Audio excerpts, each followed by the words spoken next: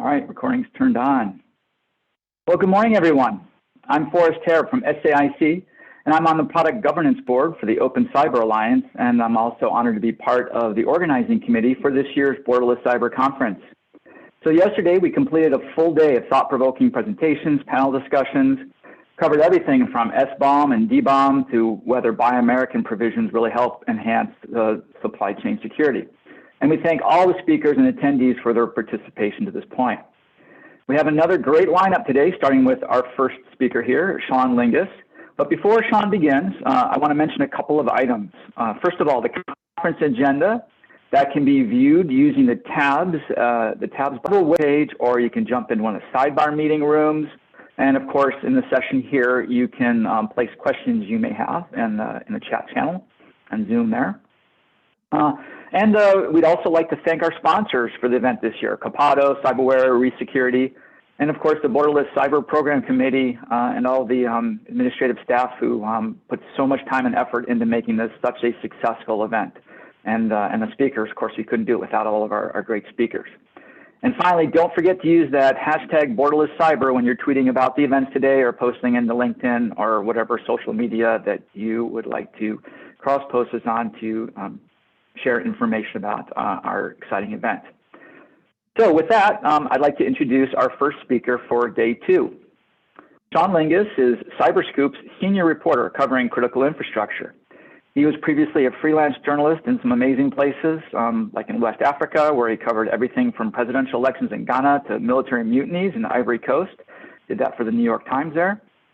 And his reporting has also appeared in the Washington Post, The Economist, and BBC, among other outlets. His investigation of cybersecurity issues in the nuclear sector, backed by the Pulitzer Center on Crisis Reporting, won plaudits from industrial security experts. And he was previously a reporter for Federal Computer Weekly, and before that, Smart Grid Today. So certainly some experience here in the critical infrastructure.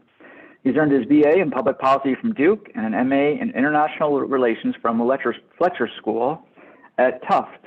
So with that, I'll turn it over to Sean to provide his remarks for this morning. He's going to speak for about 20 minutes, 25 minutes, and then hopefully we'll have time for a question or two if you'd like to join in the discussion. Sean, over to you. Thanks very much, Forrest, and to OASIS for having me here today. It's an honor to be here. I was asked to speak about the executive order that the White House issued in May, which is perhaps the most sweeping federal directive on cybersecurity in decades. Before I do that, I want to set the stage a little bit about why the order came about and how it came about. As most of you probably all know, when the administration came in January, it was in the midst of dealing with the so-called SolarWinds hack, in which alleged Russian spies seeded software made by the contractor SolarWinds and used it to infiltrate up to 9 agencies and 100 companies, according to the White House. That was a seismic event, not because, in my opinion, it was any very different from typical cyber espionage, but because it caught the federal government so flat-footed. And there are rich examples of other operations that have caught the U.S. government flat-footed, but this was many months, if not more, in which the alleged Russian hackers went undetected, and that was really a jarring experience for the incoming administration. And they have spent months trying to clean up computer networks associated with that breach. So the executive order that we're talking about here today was months in the making, inspired in part by the SolarWinds hack and also the Microsoft Exchange server exploitation. And it tries to, it's both reactive to those incidents, but also trying to be more proactive in detecting future incidents. And then in the process of drafting the order, the Colonial Pipeline ransomware attack took place. And so there were no shortage of inspirational events that marked the shaping of this order. And in a call with reporters that the White House did that I was on the day that the executive order was released in May, a senior White House official sounded exasperated with the number of breaches going on and the failure of U.S. government contractors to promptly report such breaches. So this executive order was born out of urgency and, I would argue, frustration. The White House says it's as far as it could go in terms of a directive from the White House, an executive order, without legislation from Congress. And the White House is supporting further legislation from Congress that would institute some sort of national data breach reporting standard, which is a related but separate topic that I'll leave aside for now. So what's, again, I think this is the most comprehensive cyber executive order in decades. Every administration comes in, regardless of their politics and of the interests of the president himself or herself, and does some sort of cyber executive order because it's becoming more important, the topic, and is impossible to ignore. However, this is really an attempt to overhaul the way the federal government does business with its contractors and procuring software, but also trying to create ripple effects through the ecosystem. And that's the biggest part of the executive order, I think. It's trying to use the power of the government purse, which is substantial. For example, the Pentagon is perhaps the biggest customer of software in the world. The Commerce Department has enforcement mechanisms that it can use to encourage better software development practices, but it's really an attempt to move the ball, for one, vis-a-vis the contracting relationships. So from now on, the federal government is saying, if you're going to do business with us, you need to meet these minimum security standards of coding, reviewing that code, making it harder for adversaries to tamper with it. Now, would this executive order have prevented the SolarWinds infiltration? I tend to doubt it. Would it have made it? Would it have been easier to detect? Would it have come to light earlier? I would hope so, because as you probably know, it was a private company, FireEye, and not DHS, not the NSA or anyone else who first discovered the alleged Russian operation. So it's an attempt to use the power of the purse. And it does several other important things that I'll get into. It's dozens of pages long. It covers cloud computing. It covers IoT. It covers every zero trust, every buzzword in the cyber industry. But I think one of the more consequential aspects of this is the focus on IoT cybersecurity. For years, security researchers who I cover and who I report on, as well as government officials, have warned about the vulnerabilities in Internet of Things devices. It's a market that has valued convenience over security, and there's been very little that's been done about it up until now. I was going over my notes. In 2018, a report from the Commerce Department and the Homeland Security Department warned that vendors simply do not have any cost incentives to build in security their products. Quote from the report that year: market incentives must be realigned to promote a better balance between security and convenience when developing products. Well, no market incentives, or very few, have emerged in the 3 years since, and now this executive order is actually an attempt to change the market incentives. It proposes, it does not mandate, I can't really mandate this, but it proposes a tiered rating system for software security. The way it was described to reporters is that it's inspired by the sort of New York City restaurant labeling under former Mayor Mike Bloomberg, where restaurants were given grades based on efficacy and cleanliness, and giving consumers a much clearer look and at what the security measures were taken in the process of developing software. That is a potential game changer, to use a cliche. It's going to force software developers to really be more transparent. And again, with much of the executive order, the proof will be in the enforcement, whether the U.S. government can enforce the actual provisions of it. And so with the focus on IoT cybersecurity, U.S. government joins Singapore and the UK governments, among others, in trying to create standards for these IoT devices that are intrinsic to our way of life. Wearables, built-in devices that we use every day, and which have been a source of consternation for security experts for a generation. IoT devices are one of the key ingredients of botnets, which are obviously a big problem, and have proven to be a big problem related to election security, to the healthcare sector when ransomware is deployed. So the IoT piece is one of the biggest things.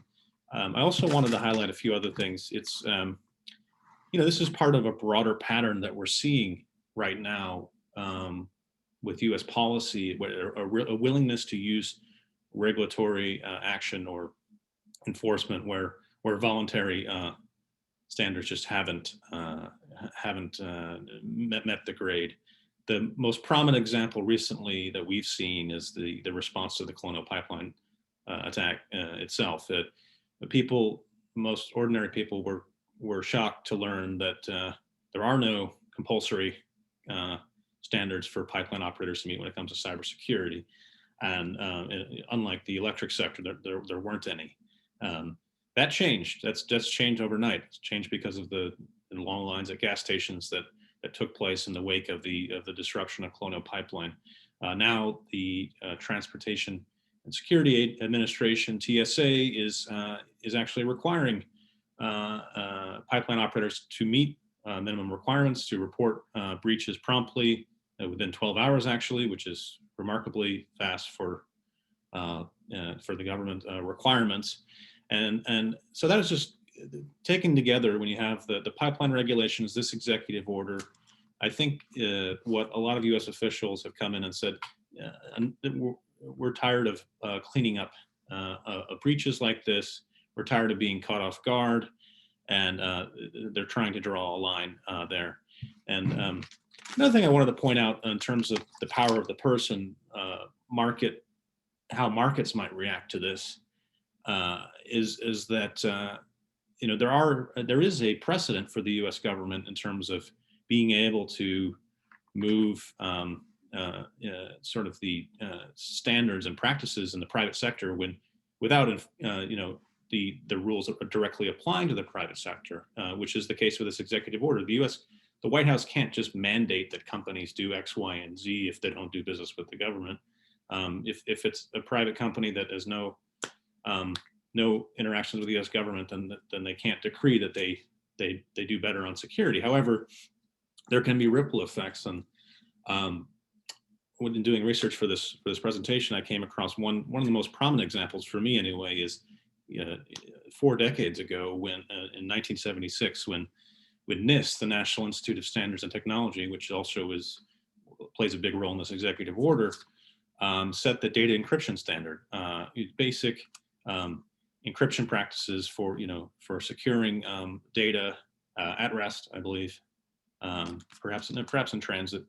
Anyway, it was a standard that NIST went ahead with on their own. Obviously they don't have any power to compel companies to abide by it. However, shortly thereafter, other prominent companies started adopting that NIST encryption standard, most notably the banking sector, to encrypt data, and it had knock-on effects that are it set in motion better security practices that we're seeing today. So that's one example, and I think one that the White House will hope will play out similarly with this executive order. So that is an example that I think they're looking to. In terms of, this is, like I said, this is only a first step. there have been several federal actions so far in the first few months of the Biden administration, but I think there's momentum on Capitol Hill for a data breach law that would make this sort of reporting compulsory. And it's something that, you know, the White House can only do so much on their own. However, cybersecurity is one of those very rare, sometimes bipartisan issues, at least when you're not talking about election security, that there is momentum around. So, you know, you've seen prominent, you know, cybersecurity focused Republicans and Democrats, I think, respond to the executive order favorably and say we need to do more because the wake-up call is an overused phrase, but the first few months of this administration, you know, you've seen pipelines held hostage. You've seen, you know, meat processor, the biggest meat processor in the U.S. Held hostage by ransomware criminals. So this is something that is part of a bigger plan to move the ball. The other thing I would say about the executive order is that, I mean, the big thing with SolarWinds is how it took so long to find where the intruders had access data and where they got in and how they got out, and we still haven't gotten a comprehensive public assessment of that, and I hope that is forthcoming. However, one of the key pieces of this is the executive order is the threat hunting provision, which reiterates, and it's different when it's coming from the president's pen rather than some agency telling you this, but it reiterates that CISA, the Cybersecurity and Infrastructure Security Agency at DHS, should be doing proactive threat hunting on networks they don't need to ask permission of the federal networks on which they're looking. It's expected to be done routinely all the time, so that the goal being you're not caught off guard in this manner. And again, the SolarWinds infiltration was so stealthy and clever that threat hunting on your own, you might not discover it. It's very difficult to find a poison backdoor like that. But the goal is to cut down the time of detection. And one more thing before I turn it over to questions is an interesting but sort of kind of a wild card and an unknown about this executive order is this incident review board that it sets up. It's modeled after the Transportation Safety Board that reviews major airline incidents. And it sounds great on paper, but what will it look like in actuality? And of course, the first review that's going to be conducted is of the SolarWinds. Again, it's an idea that is supported by private sector experts, and even the review board itself will include executives from cybersecurity companies. But you know, unless we can learn key lessons from each of the breaches that have roiled the federal government, they're going to repeat themselves. And I go back to the Office of Personnel Management breach in 2014, 2015. The dwell time, or the amount of time that the alleged Chinese hackers were on the networks, it was somewhat similar, if memory serves, to those of the alleged Russian hackers during SolarWinds. So there's a lot of room for improvement. If you look at the executive order text itself, it is quite blunt about the shortcomings of both the government and the private sector to date. And there's going to be a lot less tolerance for companies that do not report breaches. In fact, if they do business with the government, they're going to be required to. You all saw the grilling on Capitol Hill that the Colonial Pipeline CEO got, and also the SolarWinds CEO. I'm not judging them at all. It's a harsh limelight, but if critical infrastructure continues to be held hostage like this, something like the executive order will only be the beginning. And with that, I wanted to see if people had questions, and happy to elaborate on any of the points I made. Thank you. All right, Sean, thank you. Very interesting perspective. And if anybody has any questions, you can go ahead and put them in the chat channel. While we're waiting for that, I do have one. I did want to kind of follow up on one point that you made, this idea of this knock-on effect, where if you see the standards being published, you see some others starting to implement those, you start getting an idea, maybe we should somehow be participating more as well. So looking at the defense industrial base, looking at how the Department of Defense has begun to initiate this idea of the CMMC requirements in the contracts that, as part of a contract, if you're going to be awarded a contract to work on a Department of Defense project of some sort, whether it's weapons development or whatever, you have to be adhering to these CMMC standards.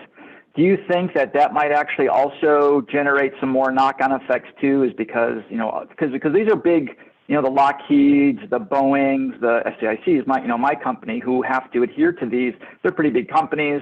Others are going to want to partner with them. Do you see that as also potentially having a knock-on effect in the defense industrial base?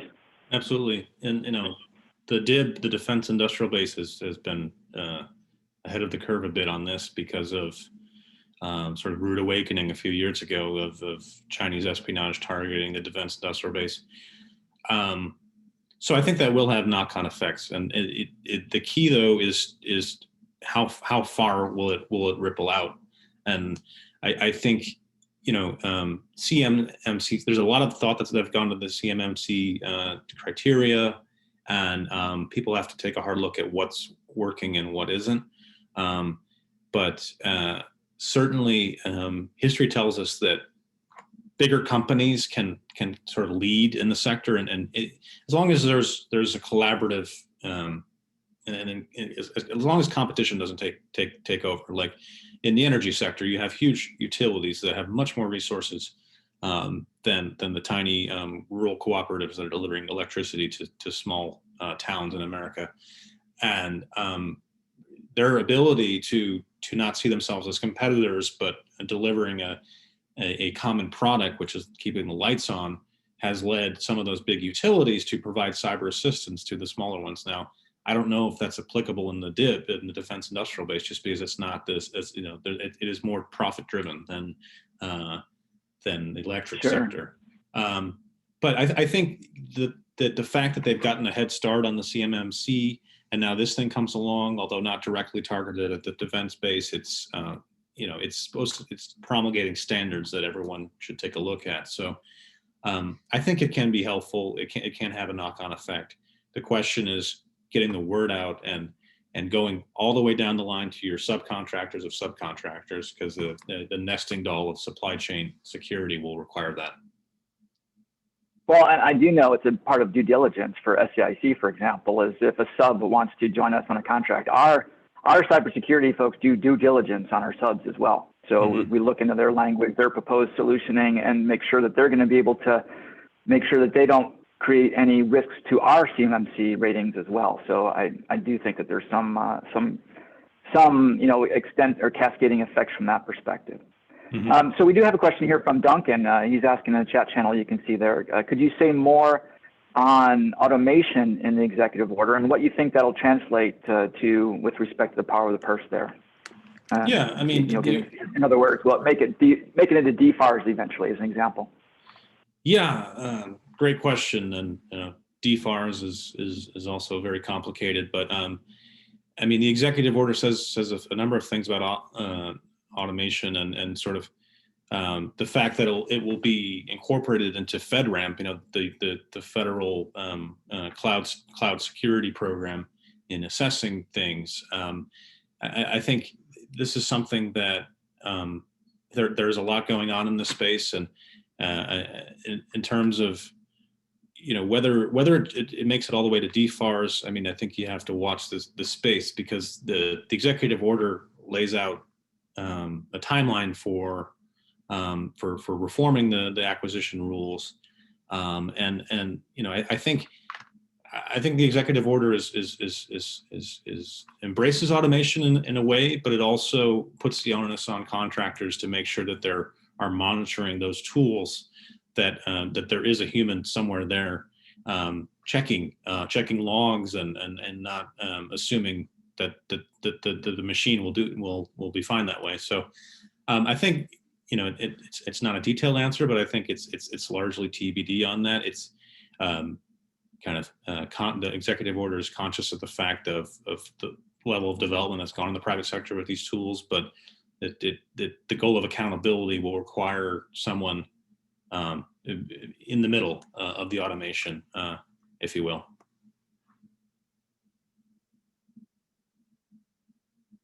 All right, thanks. Looks like we have time for probably one or two more questions, if there's anybody else in the audience there. Otherwise, we'll ask Sean about what life's like being a brand new father of 4 months now. Busier, but, as busy as journalism, but yeah. Yeah, I can imagine. Well, yes, I know. So another question here is, can you say more on the software bill of materials in the executive order? We had I had a lot of discussion about that in the last couple of days here in the conference, and so can you talk a little bit about that as it relates to the executive order?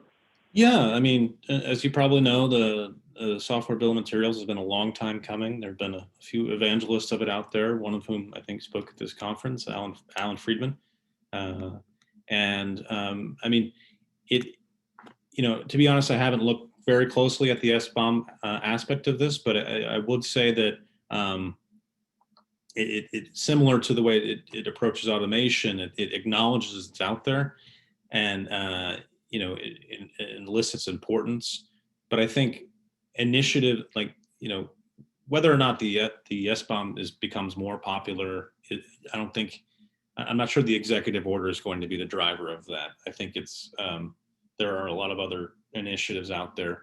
However, the executive order does give a nod to the Commerce Department's work in this area, and the fact that it lists the SBOM as something that should be that agencies should guidance should include minimum specifications for the software bill of materials tells you that this idea has taken off, and it's here to stay.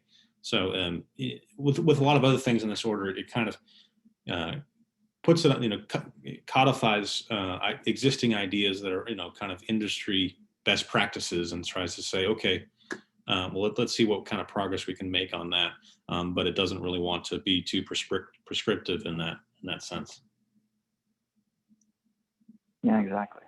And I think this new accident investigation board equivalent type of thing, it would probably help us to normalize the the sharing of information a little bit more, perhaps.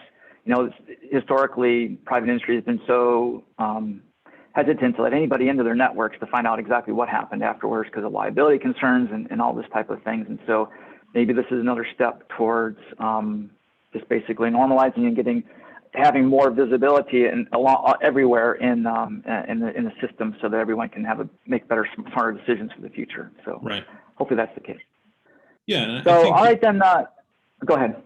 I was just going to say one more thing, is that I think if you look through this executive order, it's kind of interesting that I'm kind of a history nerd when it comes to cyber and other things, but you can see a lot of the major breaches that have marked people in this space over the last several years. We talked about SolarWinds, and I've talked about OPM, but also the Cloud Hopper campaign of a few years ago, in which alleged Chinese hackers infiltrated managed service providers and key cloud computing companies, and went undetected for a long time.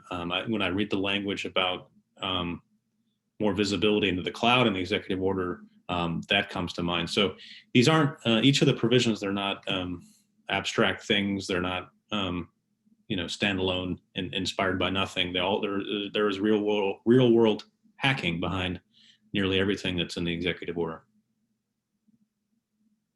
Great. All right. Well, Sean, thank you very much. If there's no other questions, then we'd like to thank you and thank all the attendees for today's session, for kicking us out bright and early this morning. I guess it's not so bright and early for you all on the East Coast. I'm on the West Coast today. It's still a little bit early out here. Mm-hmm. And hopefully you can maybe take part, unless of course you had baby duty today, but maybe you can take part in some other sessions and join us for Borderless Cyber this week. And for everybody else, you have, I believe, about a 10-minute break now, and at 9:40 we'll be transitioning. If you go back to the homepage, you can transition into the next session where we'll be talking about putting together some of our open standards and how we can make peanut butter and chocolate together in some Reese's cups across to improve our cybersecurity for the entire enterprise. All right, again, thank you very much, Sean, and thank you to everybody for attending this first session this morning. Have a great day. Thanks so much, Harris.